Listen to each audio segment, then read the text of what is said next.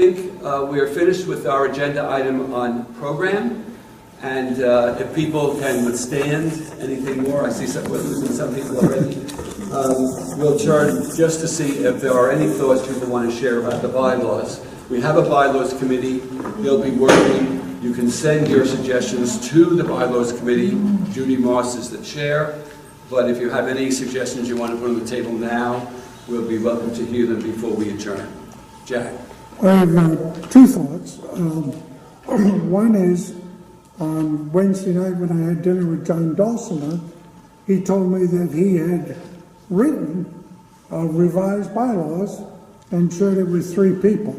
Right. So I think it would be helpful if the board could see that document. I don't know who has received it or how it's being handled or what their purpose. Now, Judy Moss has raised the question, are we an association of associations or are we an association of individuals? Now, when Ruth, Charlie, Marlene, and I worked on it, we tried to tiptoe there because we felt we couldn't afford to lose membership by moving too swiftly from one structure to a new one.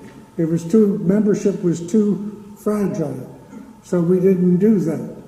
What I've heard today from your discussion is your position, which I heard no one disagree with, is that NaCCRA is an organization of individuals who may come together in chapters, they may come together in communities, they may come together in state associations, but it's principally the individuals who are enrolled and are the backbone of NaCCRA. I think if we could resolve that, that seemed to be the factor that Judy Moss wanted resolved that prevented her from coming to Nashville.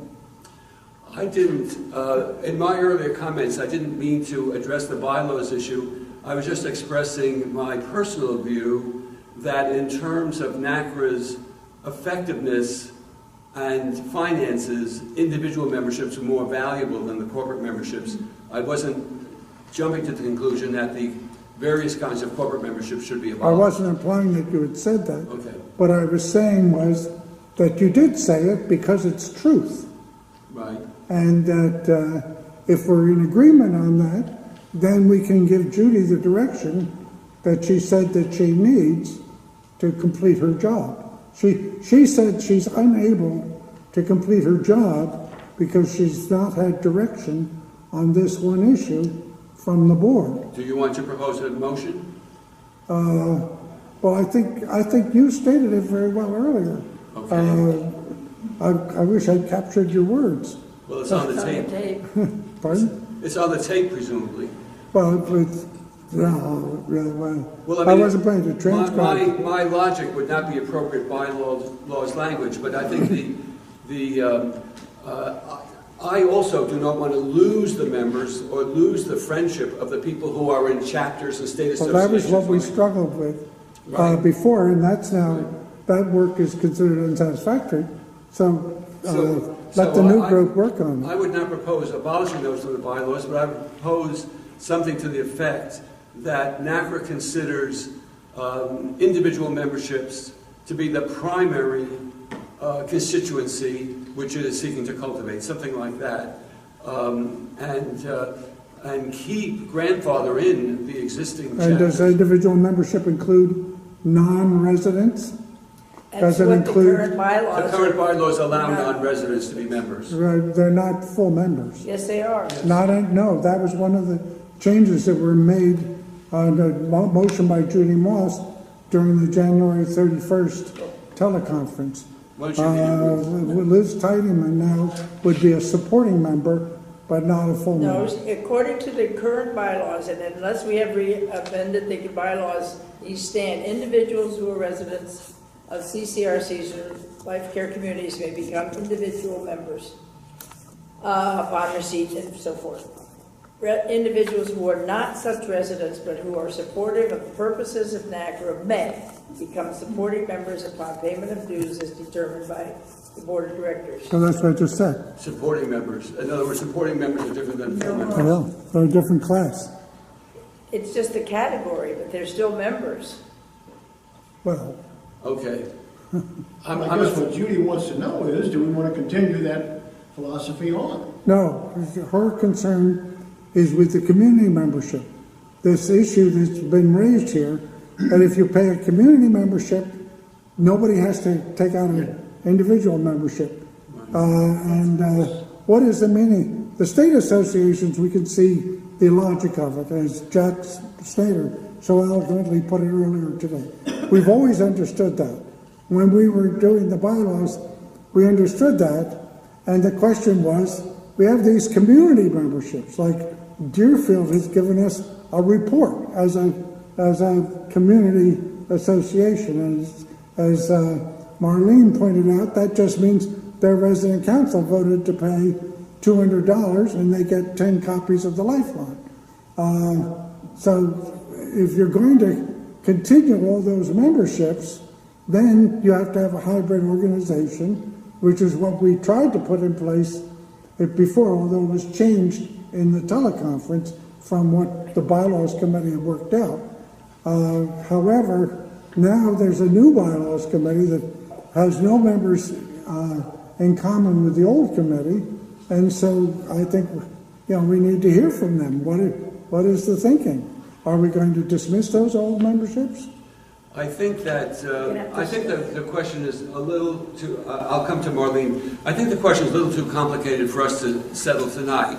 We have a 4-person committee, and I think the 4-person committee should develop some proposals. John Dulcimer's draft was the 3 people to whom he circulated, I'm quite sure, were the other members of the committee. And I think in order to have an orderly process, the committee that's been appointed ought to synthesize its own thoughts and then present a sketch or a draft to this board for comment before we come up with a final proposal. Marlene, you go ahead. I hope that we will revisit the issue of the makeup of the board. Right. To allow non-residents to be members of the board. To not be able to have Susan Weiss and Liz Tiedemann on our board, I think is a great loss of talent for us. Good. So that's another input. Yeah. Okay. Walton and then Jack. Okay. Oh, I don't think Jack had his hand up. This Jack. Oh, good. Okay, Sorry, I sorry. should have said Jack Slater. Right. Too many Jacks. There's another Jack over there. Some time ago, if I understand correctly, there was a purpose and a reward for being a state organization or a community organization. For state organization, as I understood it, meant you were a member of the board, and we reorganized the board and state people were eliminated from the board. I personally, and I'm not asking this group to say anything about it, but for the benefit of the committee, I'm stating that I think that without some sort of reward for community and state membership, those are useless and they should be abolished. Could I speak to that? Did someone, first Jack and then Ruth? Jack. I think I'd rather follow this thread first and see where it goes. Okay. When the original bylaws were written, and at that time there were not that many communities, not that many state associations involved, but if you looked at the bylaws, there were the board of directors. Then the people could be on the board of directors, and each community, each CCRC, a state association, could have 2 members on the board. So that's 2 times 50 states, that's 100 people on the board. And each community resident could have 1 member on the board. And if you're figuring even 500 people eventually, you'd have 500 plus 250. You'd have a board that would be out of sight. Where are we going to meet? It was impossible to try to maintain that. If we were small, is one issue, but if we had a full complement of membership, you couldn't do it. So that's one of the reasons. Pardon? There's a stadium down the street. Yeah, well, That was one of the issues. And I tried to do a table of organization to see how this was going to fit together, and it was simply not manageable. So that's why we amended the bylaws, and I guess we have to learn by some of the things in here that we got to change, but, you know, we have to be reasonable. And I'm sorry about the states, and I know how much they wanted representation on the board, but you can't have that huge. No, But we did. I understand the rationale.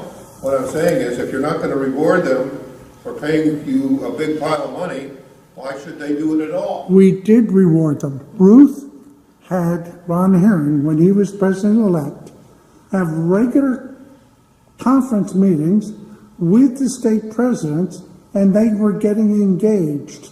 And that has ended. But we were bringing their thinking Yes, absolutely. collectively together. That was an important thing that went along with that bylaws change that was put into effect. And for some reason, it just got dropped. There's no I don't reward think system right now. there's nobody doing it, but that's just a matter of not doing it. I mean, it isn't that the mechanism isn't there, it's just that the will is lacking. Can I ask a question? Right now, there are only 7 states, right, that are members? There's No, there are like, 7 or 8, I don't know. yeah, and plus California's different. Decline of I 2. can think of 4 of them: Virginia, Pennsylvania, I think, Florida, and New Jersey. Connecticut. Massachusetts, Connecticut, Connecticut, Massachusetts, North Carolina, North Florida. Carolina. I can And- tell you. and California. I can tell you the latest information I got from partners, for better or for worse. The state association contacts that they gave me are Joanne Handy from California. she's the CEO of Leading Edge California. In California, when NaCCRA thumbed its nose at NaCCRA because they were mad that Charlie Polk was invited to speak when they thought the NaCCRA president should have been the one invited, that at that time, Leading Age California said California residents deserve representation. We'll step into the void. They changed their bylaws so that all residents in the California CCRC are resident members of Leading Age California. And now when NaCCRA goes to the legislature and says, we represent 1,700 California residents, Leading Age California goes in and says, we represent 20,000. Okay, I'm going to stop mentioning names because it produces too many anecdotes. So let me say that the last thing that I got from Bennett is that we have Virginia, Pennsylvania, New Jersey, North Carolina, Florida, Connecticut, and the whole complicated question of California. So that's a total of 1, 2, 3, 4, 5, 6 plus California. I thought we had We Massachusetts have too. Massachusetts. Well, they didn't, New Jersey. apparently Bennett doesn't know about Massachusetts. He does have New Jersey down. Well, the thing about it is that New Jersey and Massachusetts are the only 2 states that are members that are not represented on the board right now. Now, it seems to me that the point that you're making is, I always thought that if a state joined as a state, that they should be entitled to board membership. Well, that's an Now, that's the opinion. way it was, I think, in the original bylaws. Yeah, we were trying to come up with a, I mean, if we get up to 10 states that are members, we might want to rethink it, or 15 states. But right now, it's 7 states. so the states that have no state association are to be unrepresented. But anyway, Gina, let's let the bylaws committee consider this issue. Why don't you send them your opinion? Yes. So here's the, I think, do you have something more to say? No, I just was going to say that I think Walt has a point that really should be very seriously considered. Okay, and that's the point of this discussion, to get things on the table that should be seriously considered. Jack, Steve. As the new boy on the block, I'm confused by all this. I understand that NaCCRA has as its mission to help get groups going that will then push to form a state which Right. affects the laws. Yeah. And yet this conversation back and forth, are we an association of associations or are we association of individual members? If we're individual members, which is fine, we're a society. That's the definition of an association of individuals. It's called a society. When we talk about being an association, that means we're groups, an association of groups, more so than individuals, because individuals come under the association laws as a society. So I'm confused. My goal is to get a state group going and to influence the laws of our state. Right.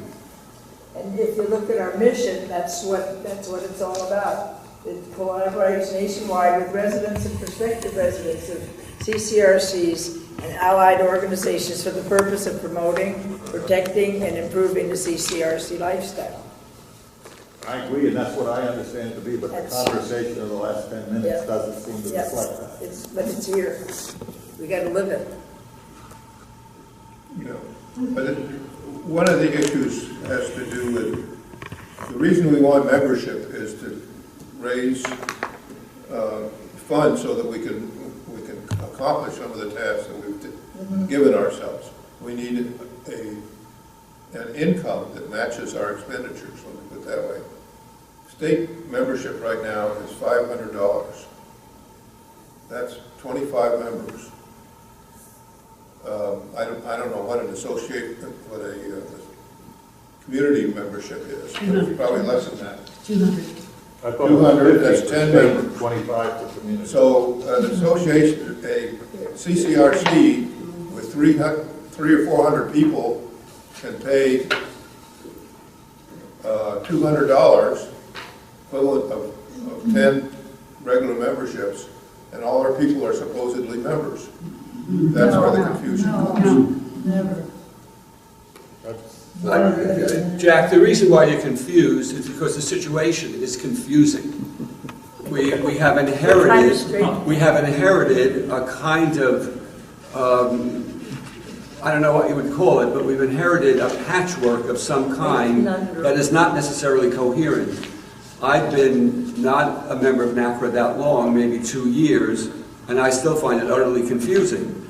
And one of the things that the Bylaws Committee has to do is straighten out the confusion and get clarity about what our membership strategy is. Clarity, we don't really have a marketing strategy. Yeah, I can explain that, Dan. Originally, NaCCRA was formed by the state associations. Right. And they expected that additional states would join, getting up to the full 50. But it was formed by the state associations, and it was going to be run by the presidents of the state associations. The presidents of the state associations over time fell into the background. In fact, they began to feel neglected, and the individual members of NaCCRA emerged. That was something that was added afterwards, was the individual membership. It became predominant, and so you have this mix. So originally, it was simply a place to bring the state association presidents together so they could work together for common interests. Now, you say the state association presidents fell into the background. Were they shoved into the background by individuals, or did they find they didn't have the time and energy to give to it? I don't think they knew they had that role. And then when Ron Herring was doing the phone calls, they began to become more active. You were involved in that, weren't you, Pete? And so they stepped up, they offered. Well, my recollection is that when Ron reported to the board meetings that I was at, he only managed to get 2 or 3 into a telephone call. So he wasn't getting too much headway. My supposition, from the basis only of my observation in Pennsylvania, is that a state association president, and also my observation of Walt, a state association president has plenty to do, and NaCCRA almost inevitably falls into the background in their own agenda, and that I assume that the reason why individuals began to operate in NaCCRA is because the state association presidents didn't have the energy to do it. That could be. And I'm a little worried that to the extent that we may hook our wagon, even the nominating committee wagon, to the state association presidents, we may be working on a weak link, not because of any ill will, but simply because state association presidents are very busy people, inevitably. Yeah. Well, all you have to do is add after the state association president or his designee. Yes, and that is in the bylaws, as a matter of fact. So I'm in the process of consulting with Walt and Pete, they don't know it yet, two state association presidents who are with us about the nominating committee that has to be appointed this month. So you expect to hear from me, but you haven't heard from me yet. Okay. Yeah, I have to tell you my own personal experience. I was the president of NaCCRA in 2012. And I came to all of the NaCCRA meetings, but I was never invited to be a member of the board. But here you are. Well, yeah, now. Not because I'm the president of the association. Did you feel victimized by that? That as president, you know, I really felt like the presidents of all the associations should, this is the time when they should get together. Well, that's what Ron was exchange working ideas. to do, And to try to pull together. And then unfortunately Ron had to resign. So we've got to resign. Right. We did redesign Right. how this is all going to happen. So we don't really clearly have a firm view of all of the presidents of the 7 state associations. We're conjecturing here that they're too busy with other things. But we haven't made an intensive effort to contact each of these presidents and have a discussion with them to get their feelings and what their expectations are, what their hopes are. Well, we don't know that. I disagree with that, because one of the reasons why it fell off my priority list, among all the other things, is because Ron's reports of his efforts were so desultory that I felt this is not a good use of energy. So that's one of the things that happened.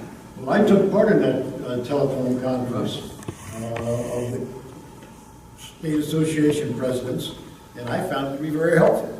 There was a lot of cross-pollination and good ideas, and you know, this state may have solved a problem that we were dealing with or whatever. And it's just the same thing as on a larger scale, what we at the state level do. Cross-pollination of ideas and thinking and problem solving, and what do you do to solve this problem, and would it work for us, and so on. I agree with that. I thought Ron had begun that process. Unfortunately, he wasn't able to continue it. But he reported only 2 or 3 people participating in this. Well, keep several in mind that That's half the state presidents. He was assigned to this task, but at the same time, he had a lot of personal family responsibilities. He had an assignment to teach. You know, again, the absence of realism, expecting a lot to get done with people and not in a position to do it. Exactly. There is, if I could take a couple more minutes, there is another model which you might want to consider. And Jack brought that model up a little bit earlier. The model is the National Association of Insurance Commissioners. Each of the 50 states and the territories, their commissioners make up that body. But that body doesn't meet constantly and doesn't make decisions constantly. It has an executive staff with a lot of other workers involved that take care of the day-to-day work and do all the analysis and studies that are necessary for that group to come to its decisions. If we really want to grow and get to say 200,000 out of the 600,000 people, that might be a way to go. And in that case, having the presidents of the state presidents constitute the board of directors, and having an executive committee with a president and CEO that handles the day-to-day activities of NaCCRA would be a good model for an organization. I throw that out as That's a good idea, but it has a different financial model. They develop their central budget for the NAIC, and then the states are assessed in proportion to their premiums. So that's an assessment model. That would be as though NaCCRA were to say, this is the budget we need, and we're assessing the states for that cost. That's not saying you pay $500. That means each state might be paying $10,000. Okay. That would get their attention. Well, friends, we've come to 8:30. It's been a long day. This has certainly been a useful discussion in that we have a lot of ideas and questions and proposals for the Bylaws Committee to consider, which was really the purpose of our discussion. I'd like to thank everyone for their patience, for their participation in today's meeting. And I wonder if there is a motion that we adjourn. Before we do, Jack, when you transcribe your thing, send me a copy of it, please. What? Oh, this? Yeah. It gets When you posted type on. it all up, just send me a copy. This is a joke. This is a mean joke. Man. Okay. Okay. It'll be on NaCCRA. Now, if you have Dragon Naturally Speaking, theoretically, you can run it through Dragon Naturally Speaking, and you'll have a transcript. Right.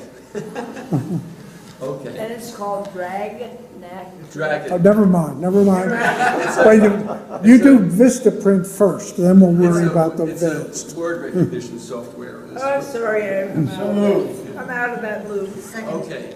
So, friends, thank you very much for your participation. I hope to see you all tomorrow morning at 9:30 in the designated room at the Music City Center. And following that is a luncheon sponsored by Leading Age, not by us, but to which we are cordially invited. So I'll see you all tomorrow, and thank you very much for your participation today.